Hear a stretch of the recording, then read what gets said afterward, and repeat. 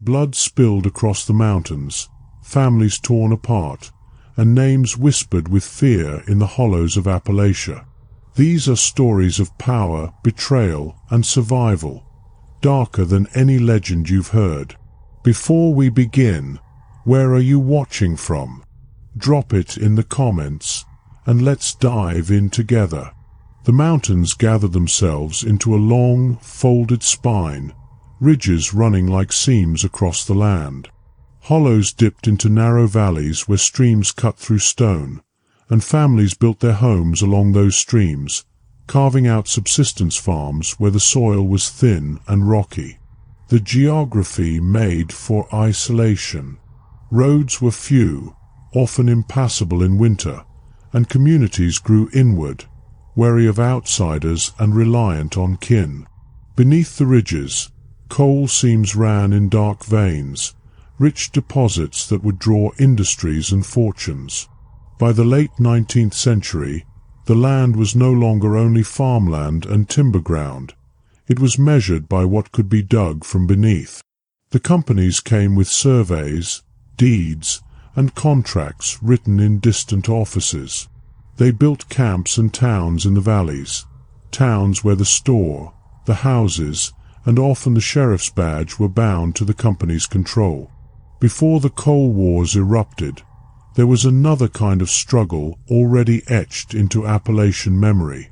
Along the Tug Fork of the Big Sandy River, two families lived opposite one another on the Kentucky and West Virginia border. The Hatfields and the McCoys were not unlike their neighbors. Farmers, traders, men who had fought in the Civil War and carried its scars home. What began as disputes over land and accusations of theft, sharpened by political allegiance in a post-war borderland, escalated into shootings, ambushes, and trials that crossed state lines. In the 1870s and 1880s, what newspapers called the Hatfield-McCoy feud became a shorthand for Appalachian violence. Men were killed in nighttime raids, women mourned on porches, and governors exchanged words over jurisdiction. The families themselves dwindled under the weight of the bloodshed. The feud was remembered as personal vengeance, but in its contours were questions of law and power. Court systems on either side of the Tug Fork claimed authority, but often failed to enforce it. Posses rode out in retaliation. Deputies were kin to the accused. What happened on those ridges reflected how thin the reach of institutions could be when families and allegiances set the terms of justice. By the early 20th century, the coal industry had transformed the scale of conflict. In southern West Virginia, Baldwin, Phelps detectives arrived on behalf of operators to break strikes and enforce evictions from company houses. When, in May 1920, detectives moved to evict miners in the town of Mattoon, they were confronted by the mayor, the police chief, and armed miners. Words broke into gunfire. In the streets of Mattoon, 7 detectives, 2 miners, and the mayor were killed. The event echoed across the coalfields and became a rallying cry for labor. The summer of 1921 widened that clash into open war. Thousands of miners, many of them veterans of the Great War, marched toward Logan County, demanding union recognition and an end to blacklisting. On Blair Mountain, they met coal operators' private armies and deputized men under Sheriff Don Chafin. 4 days, rifle fire rolled across the ridges. Airplanes were used to drop improvised bombs on miners' positions. The federal government sent troops and machine guns to force a halt. The miners laid down arms, but the battle became the largest labor uprising in American history. Hundreds were indicted afterward, though most were acquitted. In Kentucky, the 1930s bore its own reckoning.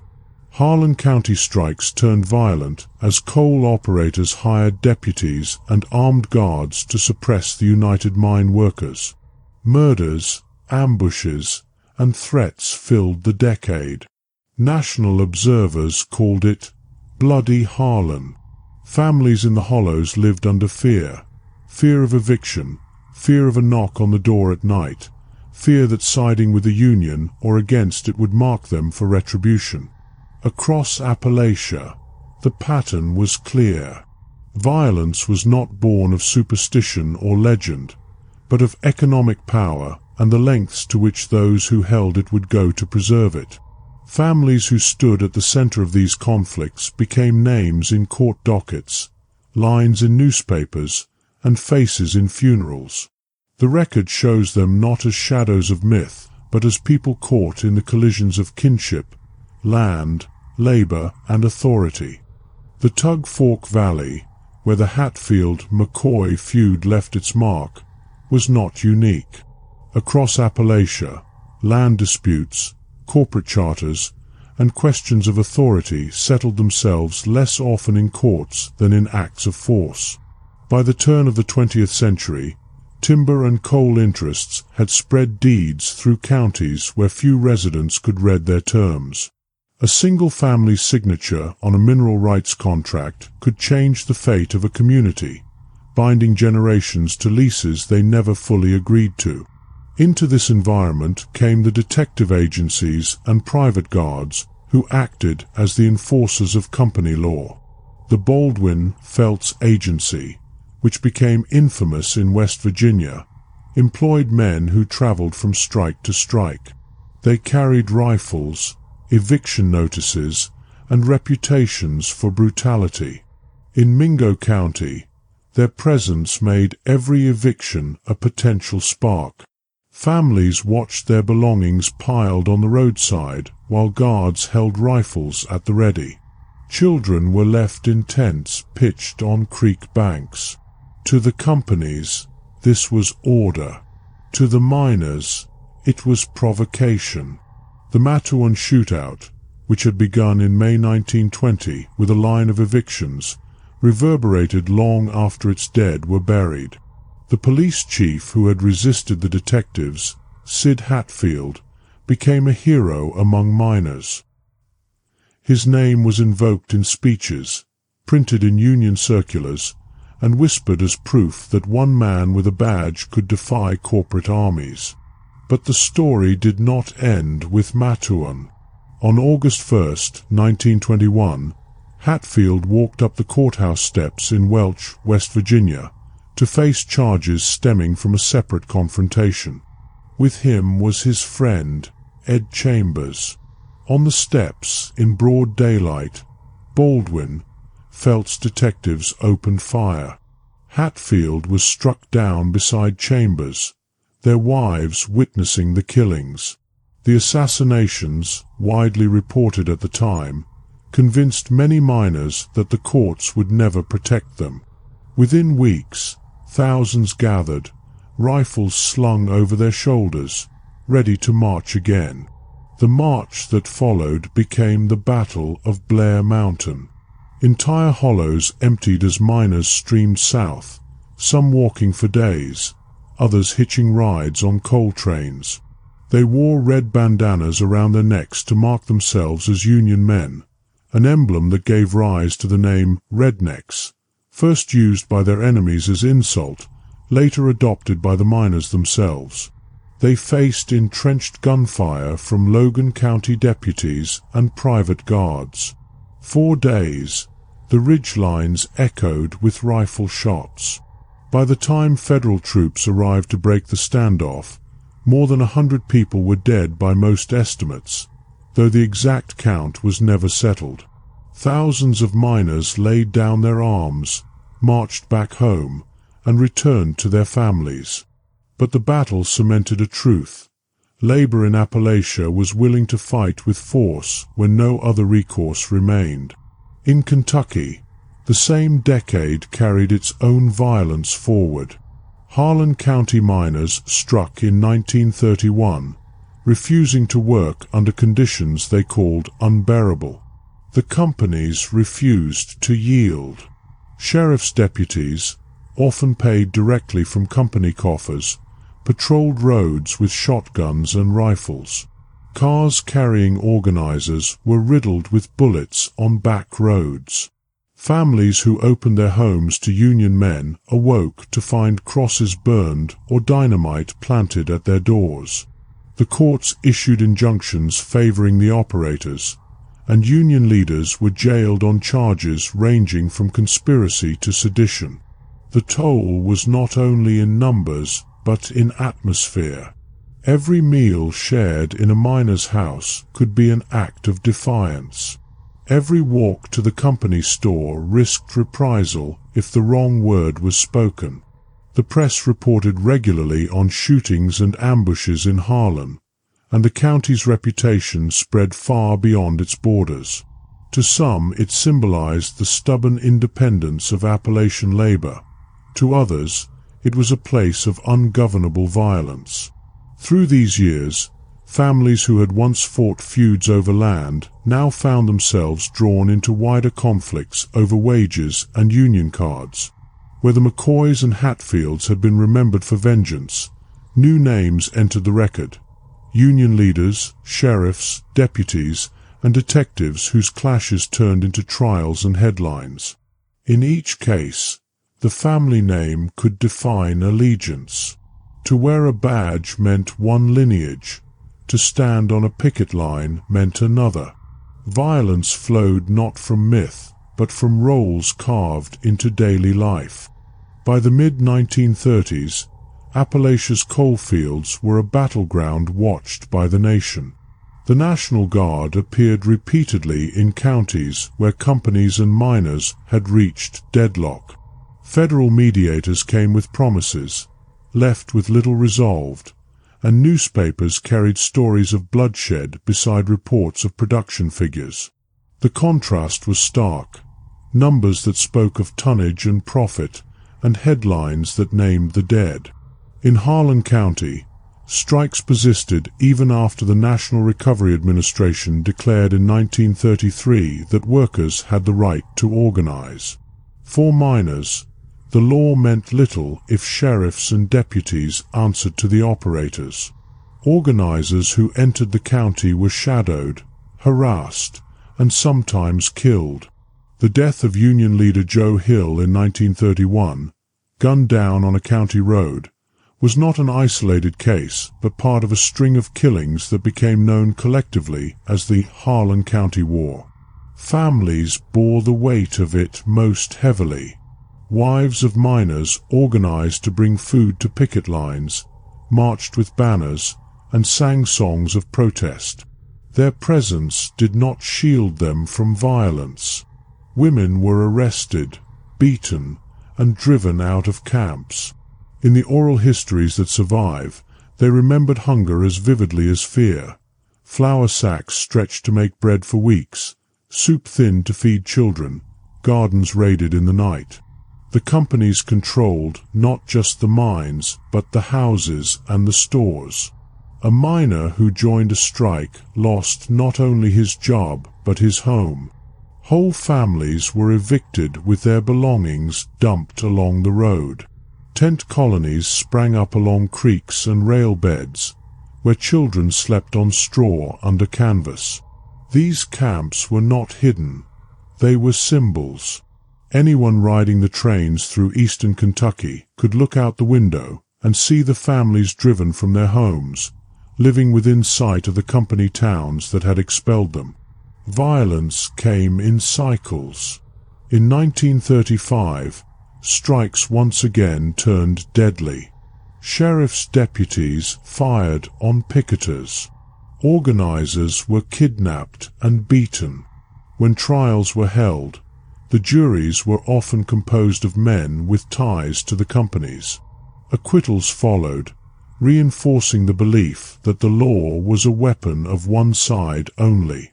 The federal government eventually brought cases against operators for violating labor law, but the proceedings were slow, the penalties light, and the enforcement uneven.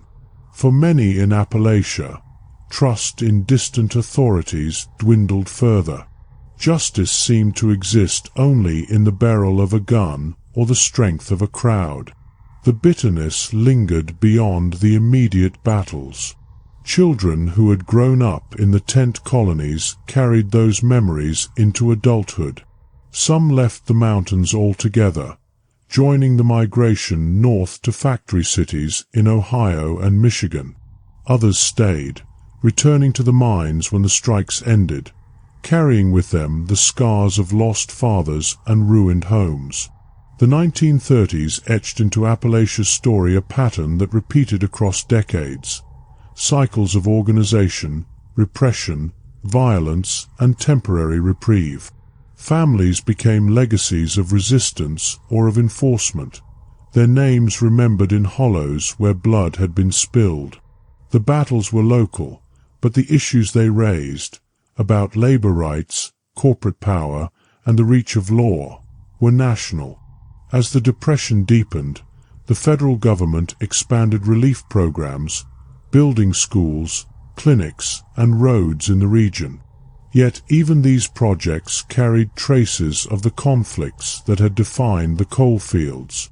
Camps for the Civilian Conservation Corps often housed sons of miners who had stood on the picket lines.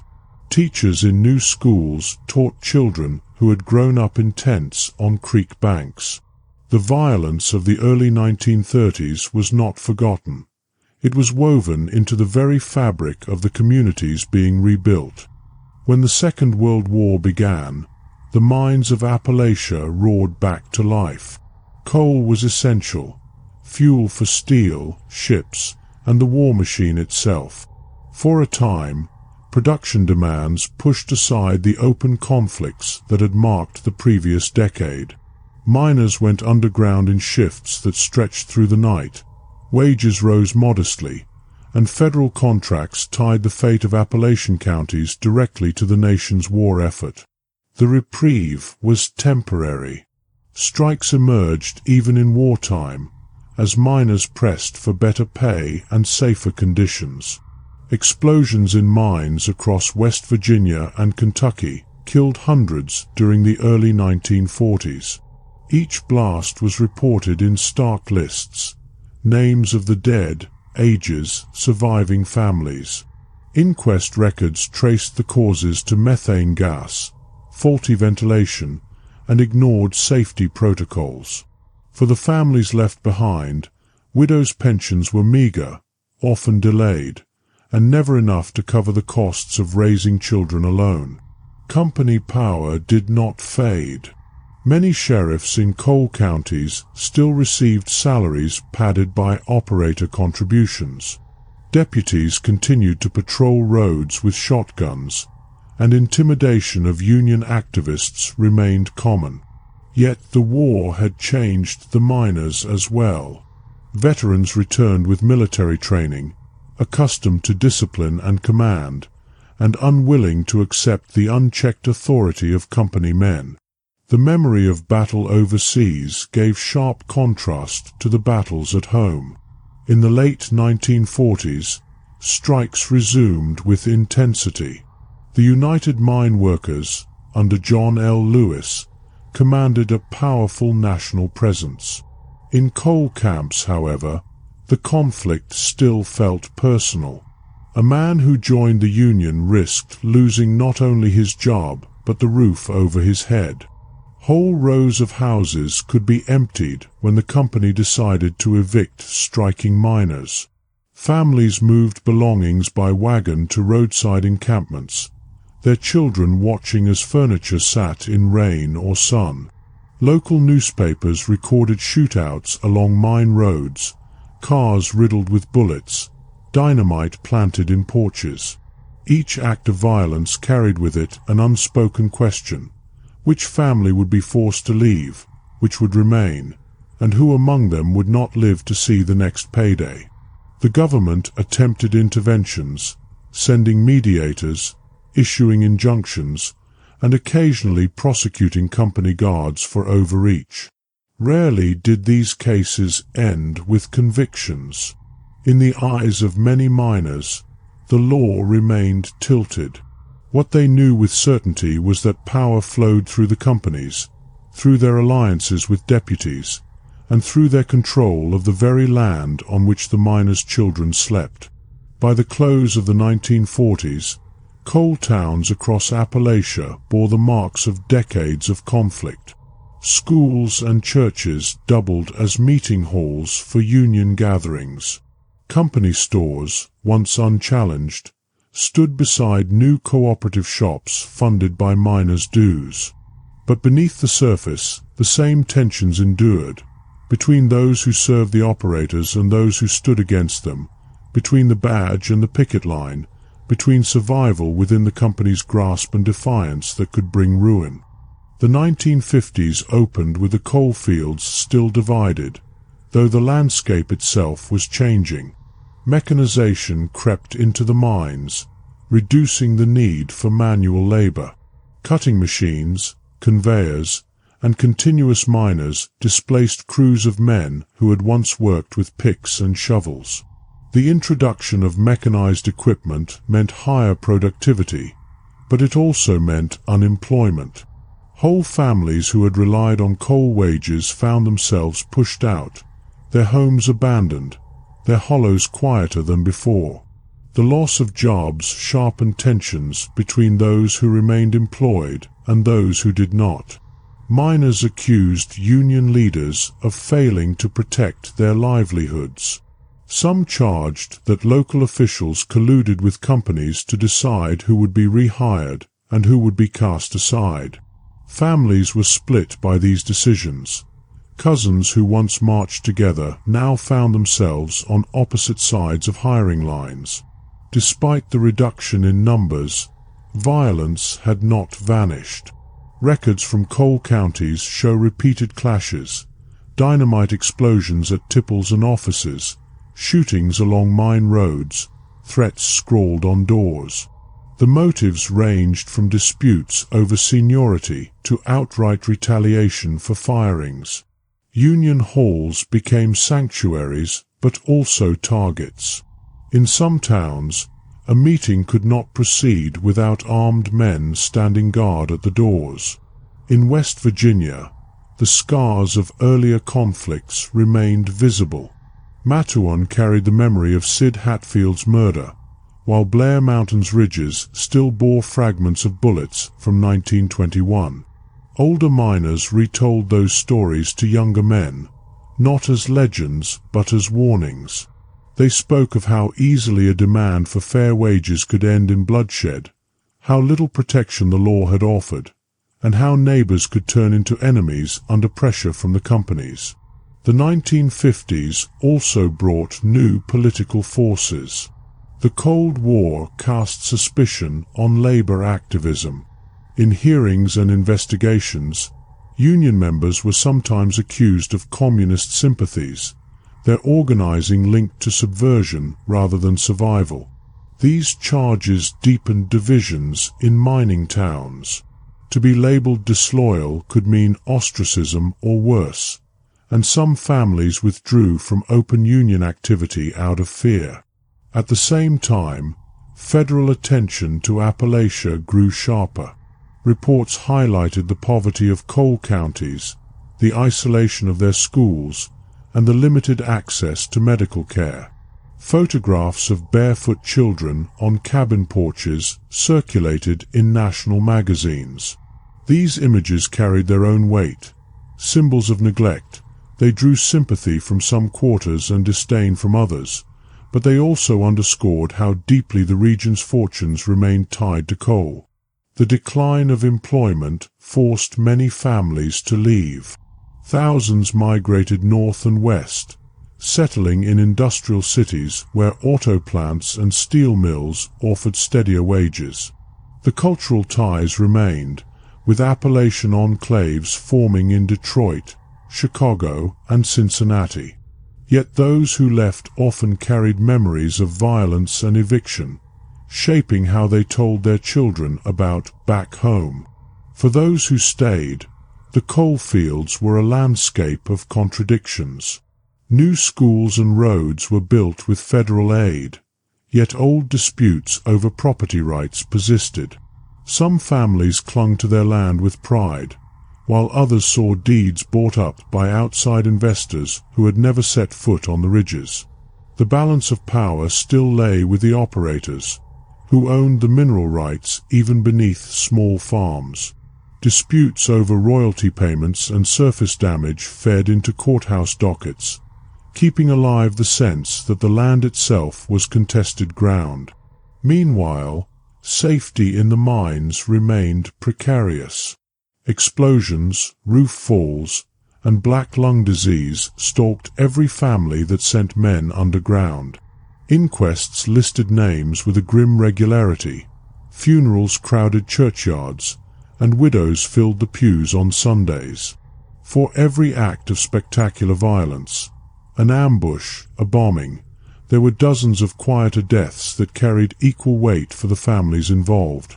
The 1950s in Appalachia were not marked by a single feud or battle that entered national headlines as Blair Mountain or Bloody Harlan had, but by a persistent undercurrent of fear, suspicion, and hardship. The coal companies still commanded enormous influence, the unions still fought to hold ground, and the families who lived in the hollows remained subject to forces larger than themselves. Their lives were shaped by the decisions of operators, sheriffs, union officers, and distant politicians, yet the costs were paid in the daily grind of labor, the ever-present possibility of eviction, and the knowledge that disputes, however small, could still end with gunfire. By the dawn of the 1960s, the Appalachian coalfields stood at a crossroads. Mechanization had deepened its hold. Where once entire crews worked the seams, now machines tore through coal with relentless efficiency. Employment dropped sharply, and with it the stability of towns built around the mines. Streets that had once bustled with miners in dust-blackened clothing grew quiet. Schools closed as children followed their families out of the mountains, joining the stream of migration north to Ohio, Indiana, Michigan, and beyond. For those who remained, poverty grew more visible. Houses sagged along creek beds, lacking plumbing and electricity. National reporters began to arrive with cameras, documenting the bare floors, the worn clothes, and the thin faces of children. The images appeared in magazines and on television, framing Appalachia as a symbol of American neglect. The portrayal was stark, sometimes sensational, but it drew attention to realities long felt by the families themselves. Hunger was no new visitor in the hollows. The War on Poverty, announced in 1964, placed Appalachia in the national spotlight. Federal agencies arrived with surveys, programs, and promises. Roads were paved, health clinics opened, and schools received funding. Yet the deeper issues, control of land, loss of jobs, and the concentration of power, remained unchanged. Families still held deeds to houses perched on land where the mineral rights had been signed away generations earlier. Companies continued to strip wealth from beneath their feet while offering little in return. Strip mining, increasingly common in the 1960s, changed the landscape itself. Bulldozers and explosives tore away mountaintops, leaving valleys filled with debris. Families watched as streams turned black with runoff. Lawsuits were filed, petitions circulated, but the companies pressed forward. Many families who tried to resist found themselves facing the same pattern their grandparents had known: lawyers in distant offices, sheriffs enforcing court orders, and the quiet threat of retaliation against those who spoke too loudly. The violence of this decade did not always take the form of ambushes or shootouts, though those still occurred. It often appeared in quieter acts: houses vandalized after residents joined protests, tires slashed, livestock killed. A union organizer might find dynamite left on his porch as a warning. Families spoke of accidents that seemed too deliberate to be chance: a barn set aflame, a truck driven off the road. These incidents rarely made it into newspapers, but within the hollows they were remembered vividly, passed on in whispers and warnings. In Harlan County, the old reputation persisted. Even in the 1960s, the county remained a place where Union men risked their lives. Strikes flared, and picket lines once again drew gunfire. Women, who had marched in the 1930s with flour sacks on their shoulders, took up roles again, organizing kitchens to feed striking families, standing at the front of demonstrations. They brought with them children, babies in arms, not as shields but as declarations that the fight was for survival itself. The law still leaned heavily toward the operators. Injunctions were issued swiftly against picketers, while charges against company guards often languished or disappeared. Miners spoke of courts as extensions of company offices, their rulings predictable, their authority distant. This perception was not paranoia. Records show that in many counties, sheriffs received funds directly from coal companies, binding their loyalty. Deputies hired as specials during strikes were often men drawn from the same camps where evictions were carried out. The bitterness was compounded by health crises. Black lung disease, long ignored, began to claim men in visible numbers. Coughs rattled through kitchens, men struggled for breath after years underground, and widows buried husbands not killed in accidents but slowly choked by dust. When miners demanded recognition of black lung as an occupational disease, companies denied responsibility. Families rallied behind the men, pressing for compensation and medical aid. In 1969, after years of organizing and protest, Congress finally passed the Federal Coal Mine Health and Safety Act, a measure born directly out of the suffering witnessed in coal towns. That same year, tragedy struck with brutal force at the Farmington No. 9 mine in West Virginia. An explosion ripped through the tunnels, killing 78 miners. Families gathered at the mine entrance, waiting for word that never came. The disaster was broadcast across the nation, bringing into sharp relief the dangers that miners had long spoken of. For Appalachia, it was another reminder that the cost of coal was measured not only in wages and profit, but in lives lost. The 1960s were years of migration, poverty, federal aid, and continuing struggle. In the hollows, the patterns of power endured. Companies controlling land and law, unions fighting for survival, families caught in the middle. The forms of violence shifted, sometimes overt, sometimes hidden, but its presence remained constant. Appalachia was no longer a forgotten corner of the nation. It had become a stage on which issues of labor, poverty, and power played out for all to see. The 1970s unfolded under the weight of promises left unfulfilled. Federal programs from the previous decade had laid down roads, built schools, and opened clinics, yet many families still found themselves trapped in cycles of poverty. Coal remained the dominant force, but the balance of power had not shifted. Companies continued to dictate the terms of labor, and union battles persisted in the hollows and camps. In West Virginia and Kentucky, strikes returned with intensity. The most infamous erupted in Harlan County in 1973, a bitter conflict that drew national attention. It began when miners at the Brookside mine sought representation under the United Mine Workers of America. The operators refused, and a strike began. Picket lines formed, families joined, and the violence that had given Harlan its reputation decades earlier resurfaced. The company hired armed guards to escort strikebreakers through the lines. Clashes followed. Cars were riddled with bullets, trucks overturned, and dynamite blasts echoed through the hills. Deputies arrested miners while rarely interfering with the actions of guards. Night after night, families reported harassment, gunfire into houses, windows shattered, threats left on porches. For many, the strike felt like a replay of the 1930s, a reminder that the county's nickname, Bloody Harlan, was not a relic but a reality. The women of Harlan stepped into the forefront once again. They organized the Brookside Women's Club, bringing food to picket lines, marching in demonstrations, and confronting guards directly. They carried their children with them, not as symbols but as participants in a struggle that defined their family's survival.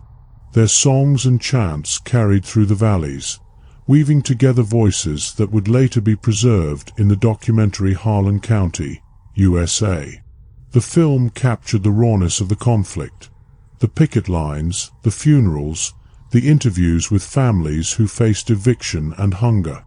It revealed to the nation what locals had long known, that violence and intimidation were the currency of control in coal country. The strike dragged on for months, each side entrenched. Families endured winter without steady wages, relying on donated food and clothing. Children went to school in worn shoes, while their parents stood daily at the line, facing men with rifles. Eventually, after a year of struggle, the Union secured recognition. The victory was real, yet the scars ran deep. Graves filled during the conflict, and memories of harassment lingered long after the final contract was signed. Beyond Harlan, other counties witnessed similar battles. Wildcat strikes, unauthorized but fueled by anger, erupted across West Virginia. Miners walked out over unsafe conditions, unpaid benefits, and suspicions of corruption within their own union leadership. The 1970s were marked not only by fights against the companies, but by internal strife within the United Mine Workers. Allegations of misuse of funds, bribery, and even assassination surrounded union leaders. Families who had long trusted the union as their shield now questioned its integrity, torn between loyalty to the cause and distrust of its officers. Violence seeped into these disputes. In 1969, Union reformer Joseph "Jock" Yablonsky was murdered in Pennsylvania, along with his wife and daughter, by men hired under orders linked to United Mine Workers President Tony Boyle. The killings shocked miners nationwide. In Appalachia, the message was clear. Corruption could be enforced with the same brutality as company control. The struggle for union democracy became entwined with the struggle for survival, drawing families into yet another layer of danger. Meanwhile, the environmental toll of coal extraction deepened. Strip mining expanded rapidly, leaving whole hillsides denuded and streams choked with silt. Families who lived downstream from these operations found their wells fouled, their gardens buried under runoff, their houses threatened by landslides. Resistance grew in the form of citizen groups, many led by women, who filed lawsuits and staged protests. They faced intimidation too, often from the same networks of power that had enforced company rule for generations. Disasters continued to punctuate the decade. Roof falls, explosions, and fires claimed the lives of miners across the region. Each tragedy drew families to the mine gates, waiting for word. Inquests followed, citing failures in ventilation, negligence in safety checks, and corporate disregard for warnings. Compensation, when it came, was small, and widows were left to shoulder debts and raise children with little assistance. The fear of death underground never lifted. It was part of daily life. The 1970s revealed how deeply intertwined violence, labor, and survival were in Appalachia. The Hatfield-McCoy feud had faded into memory, a story retold more often for outsiders than within the hollows.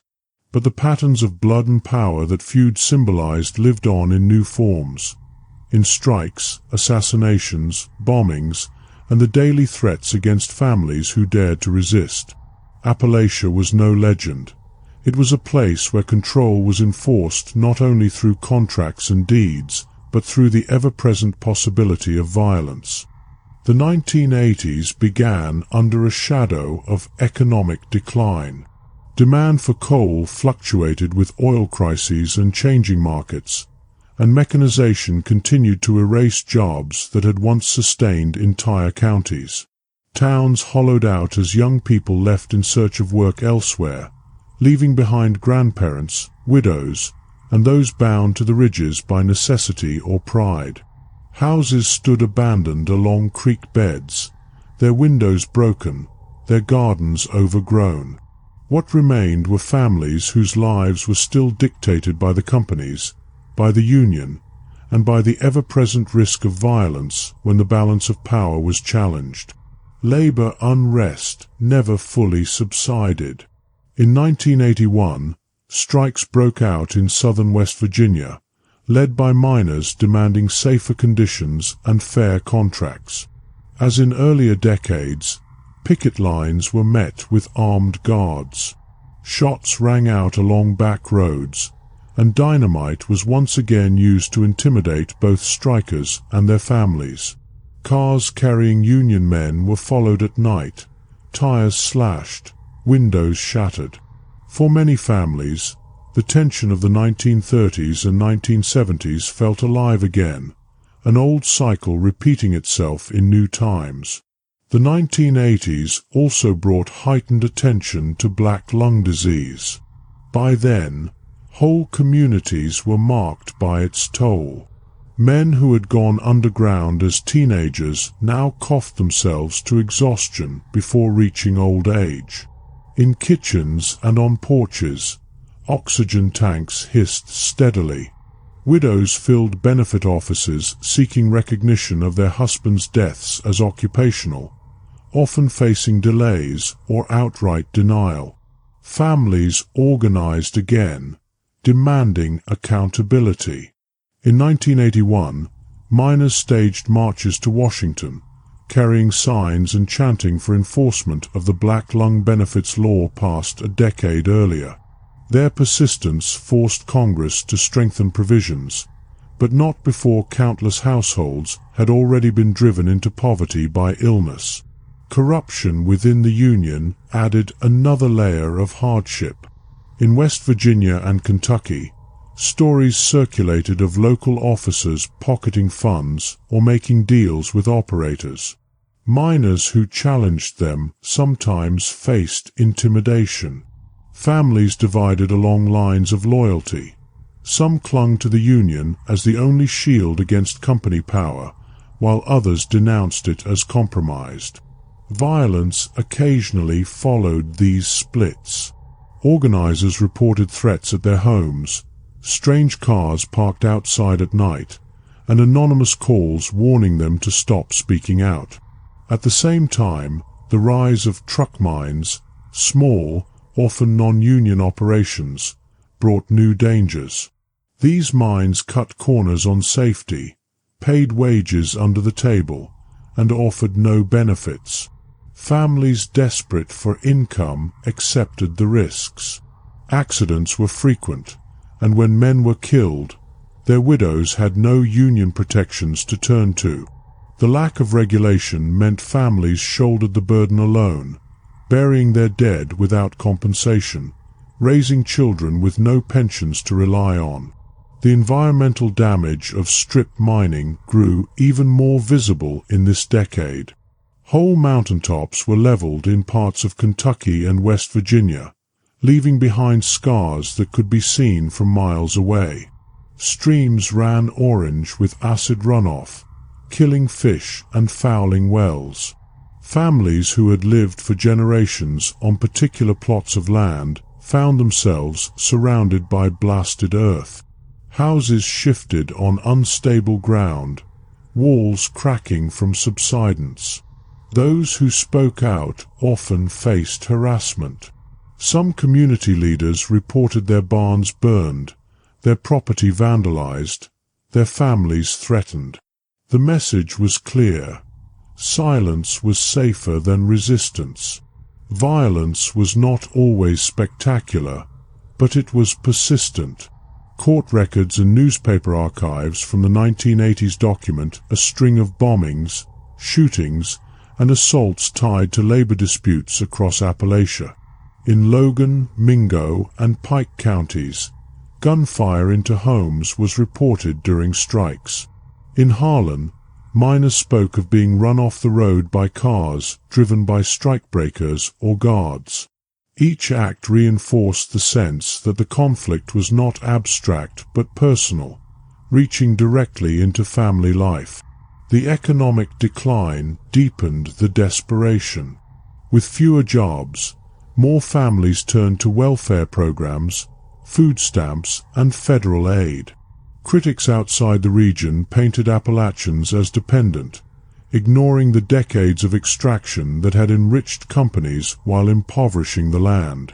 Inside the hollows, families carried resentment at these portrayals. They knew their poverty was not the product of idleness, but of decisions made in distant boardrooms and enforced through decades of coercion and violence. In the midst of hardship, communities found ways to preserve dignity. Church gatherings, school events, and local festivals provided moments of relief. Songs were sung that carried memories of earlier struggles, and oral histories were passed on to younger generations. Grandfathers told stories of Blair Mountain. Mothers remembered the picket lines of Harlan. Children listened, half in awe, half in fear, knowing the same patterns might reach into their own futures. The 1980s closed with no resolution, only continuance. The companies remained powerful, the unions fractured, the land scarred, and the families caught between survival and defiance. The cycle of labor, violence, and resistance had not ended. It had merely shifted into another chapter, one written in the lives of those who stayed behind while so many others left. The 1990s brought Appalachia into a new era, but the old struggles remained visible in every hollow. Coal was still the backbone of the region's economy, though its dominance was eroding. Global energy markets shifted, automation advanced further, and natural gas began to compete. Yet in the coalfields of Kentucky, West Virginia, and Virginia, families still woke before dawn. Men still descended into shafts or stood before massive machines stripping mountainsides, and women still managed households stretched thin by uncertain paychecks. What had changed most visibly was the method of mining. Mountaintop removal, an extension of strip mining, rose in prominence. Companies used explosives to level ridges, pushing the debris into valleys. For the families who lived below, the consequences were devastating. Streams clogged with silt, wells contaminated with heavy metals, and floods grew more frequent. Whole communities were forced to leave as their land was rendered unlivable. Houses that had stood for generations shook under the blasts. Children grew up with the rumble of explosives as part of their daily soundscape. The fights that erupted over mountaintop removal were no less fierce than earlier battles over union rights. Families organized against the practice, forming grassroots groups that drew on the memory of labor struggles. They marched, staged sit-ins, and filed lawsuits. Many of the leaders were women, drawing on traditions of persistence from the 1930s and 1970s. But their activism carried risks. Those who spoke out found themselves threatened. Tires were slashed, pets poisoned, anonymous calls made in the night. For some, barns burned mysteriously after they appeared at public hearings. The same pattern repeated. Resistance was met not only with legal counterarguments, but with personal intimidation, keeping the atmosphere of fear alive. Meanwhile, the United Mine Workers faced its own decline. Membership shrank as mines closed or turned non-union. In the 1990s, several high-profile strikes attempted to revive the union's strength. One of the most notable occurred in southern West Virginia, where miners clashed with company guards and police in protracted standoffs. Picket lines stretched across highways, blocking coal trucks from delivering loads. Violence erupted in the familiar forms: gunfire in the night, dynamite blasts, cars chased down winding roads. Families bore the brunt. Children awakened by bullets striking their houses, wives preparing meals with one eye on the door. The violence of the 1990s was not confined to labor disputes alone. Drugs entered the hollows with devastating impact. Prescription painkillers, introduced by pharmaceutical companies and distributed through local clinics and pharmacies, spread rapidly.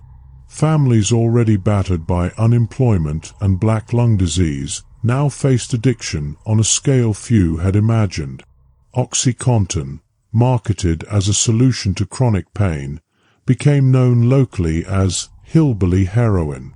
The pills tore through communities, leaving overdoses, theft, and despair in their wake. Coalfield counties quickly registered some of the highest addiction and overdose rates in the nation. The arrival of opioids compounded the legacy of violence.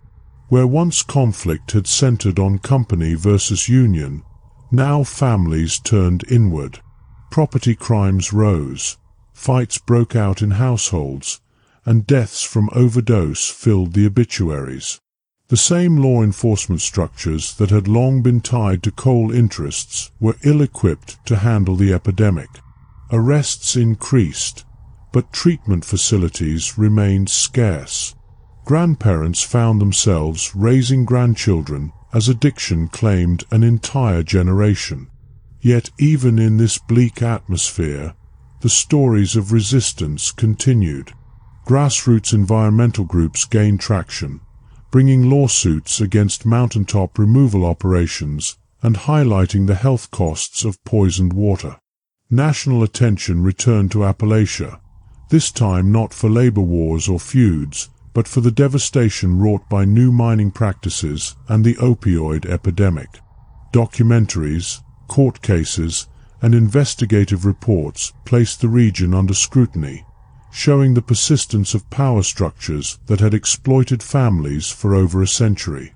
The violence of earlier decades had left its mark not only in memories, but in institutions. Courthouses, sheriff's offices, and company towns still carried reputations from the past. Families could trace stories of bloodshed through their genealogies. A grandfather killed on a picket line, an uncle beaten during an eviction, a cousin lost to a mine explosion. The oral tradition kept these stories alive, ensuring that each new generation understood the risks that accompanied speaking out or resisting the dominant forces. One striking continuity was the way in which families bore the cost of every upheaval. In the 1870s, the Hatfields and McCoys had lost sons to ambushes. In the 1920s, miners' wives had seen their husbands shot on courthouse steps. In the 1930s and 1970s, families had lived in tents on creek banks, surviving on donated food. And in the 1990s, parents buried children taken by overdose or accidents tied to unsafe non-union mines. The names changed, the circumstances shifted, but the theme remained. Power was exercised not in abstractions, but in the breaking of households, in the empty seats at supper tables, in the gravestones added to mountainside cemeteries. The 1990s also brought renewed scholarship and journalism into the region, with historians, reporters, and activists drawing direct lines between past and present. They argued that Appalachia's dark legends were not products of myth or superstition but reflections of verifiable patterns. Families caught between industrial power and state neglect, violence used as a tool of control, and resistance met with intimidation. The feud, the shootout, the strike, they were not disconnected episodes but chapters in a continuous history. By the end of the decade, Appalachia had been redefined in the public eye.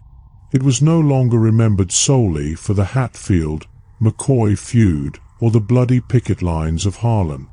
It was seen as a region ravaged by environmental destruction and drug epidemics, where the old structures of company power overlapped with new forms of exploitation.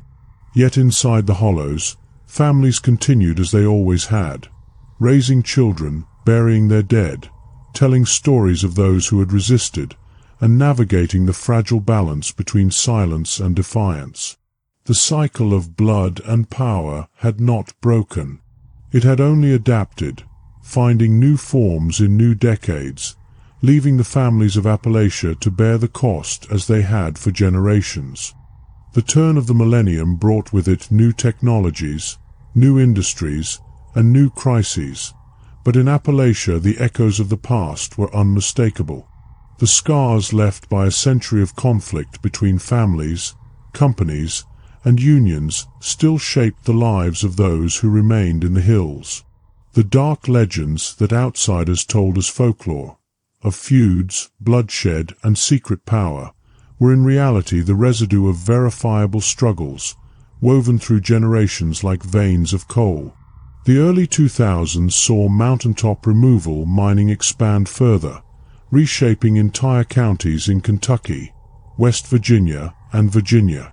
Explosives turned ridgelines into craters, valleys into dumps for debris, and streams into lifeless channels of chemical runoff. Families living below the blasts reported cracked foundations, polluted wells, and constant dust that coated every surface in their homes.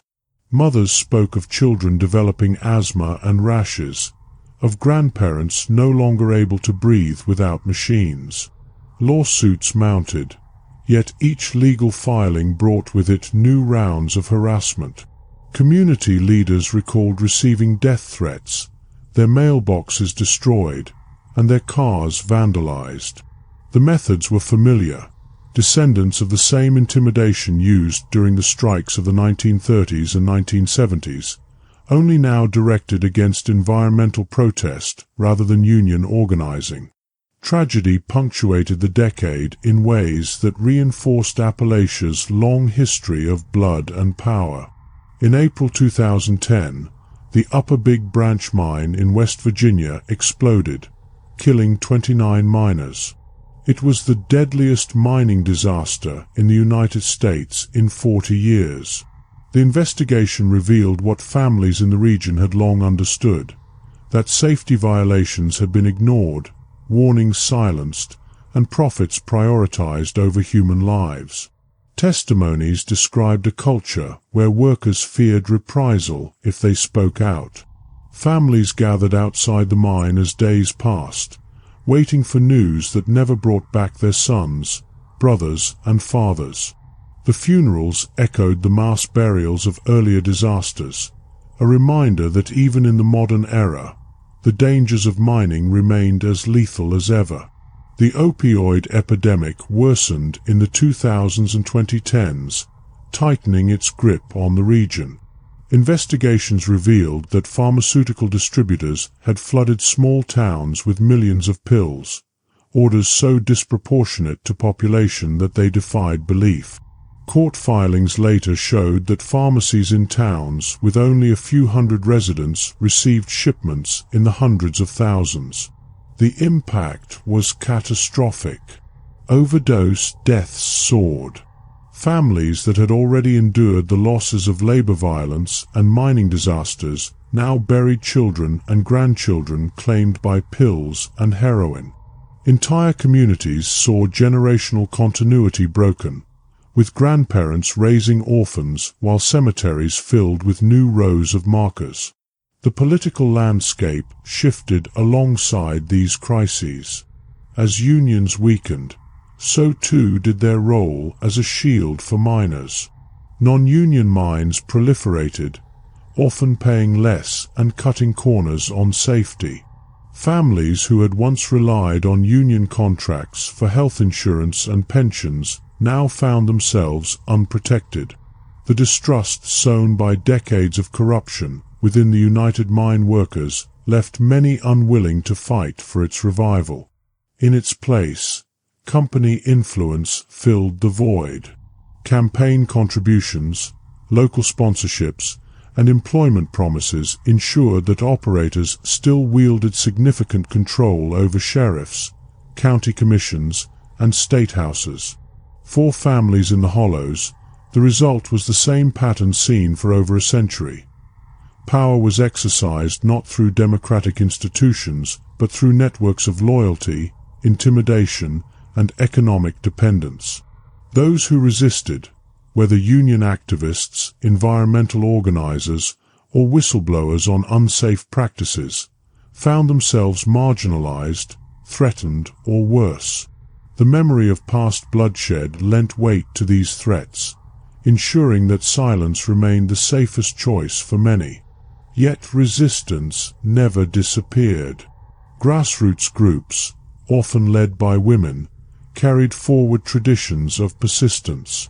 They organized against mountaintop removal, lobbied for stronger safety laws, and demanded accountability from pharmaceutical companies.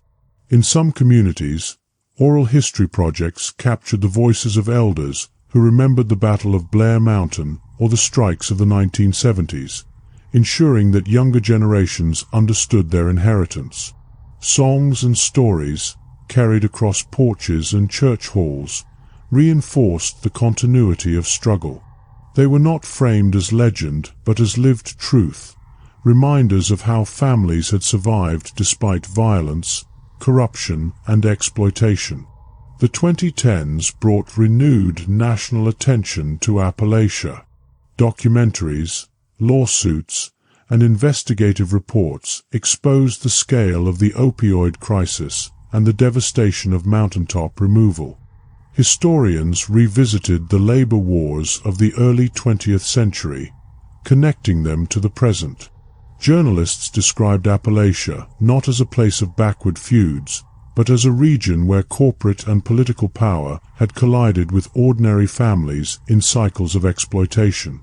The dark legends were revealed as neither myth nor ghost story, but the cumulative record of blood spilled and power maintained. By the 2020s, coal employment had fallen dramatically, leaving many counties in crisis. Young people continued to leave, taking with them the possibility of renewal. Those who remained lived among abandoned houses, shuttered schools, and empty storefronts. Yet in cemeteries across the hills, the gravestones told the story. Miners killed in explosions, men shot during strikes, women who died young from black lung or cancer, children lost to overdose. Each stone was a marker in a larger narrative, one that stretched back to the first company stores and the first feuds. The cycle of families bound to land and labor, confronting power enforced through violence, had never fully broken. It had only evolved.